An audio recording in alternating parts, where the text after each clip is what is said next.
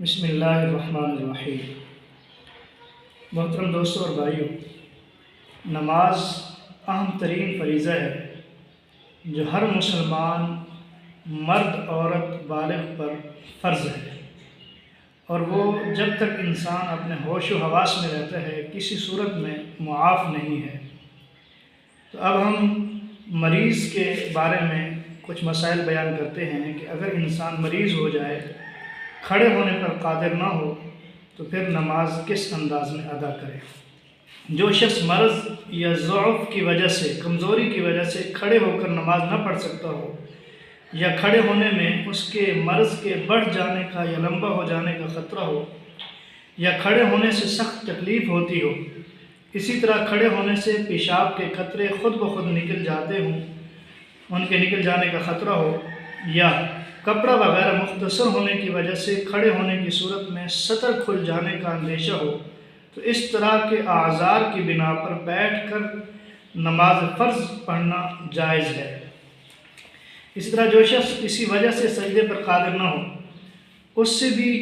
نماز میں قیام کا فریضہ ساقط ہے،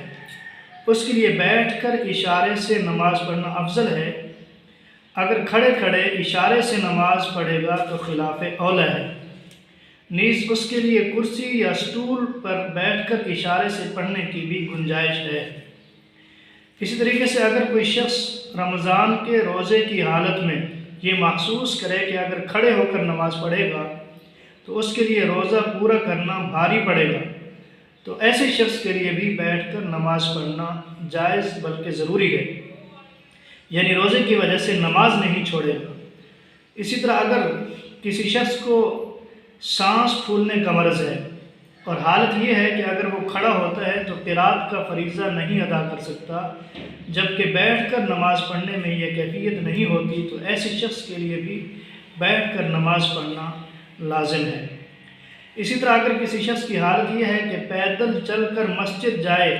تو وہاں جماعت کے ساتھ کھڑے ہو کر نماز نہیں پڑھ سکتا، جبکہ گھر میں قیام پر قادر ہے، کھڑے ہو کر نماز پڑھنے پر قادر ہے، تو ایسے شخص کے لیے مسجد جانے کی بجائے گھر میں کھڑے ہو کر تنہا نماز پڑھنا ضروری ہے۔ اللہ تعالی ہم سب کو عمل کرنے کی توفیق عطا فرمائے۔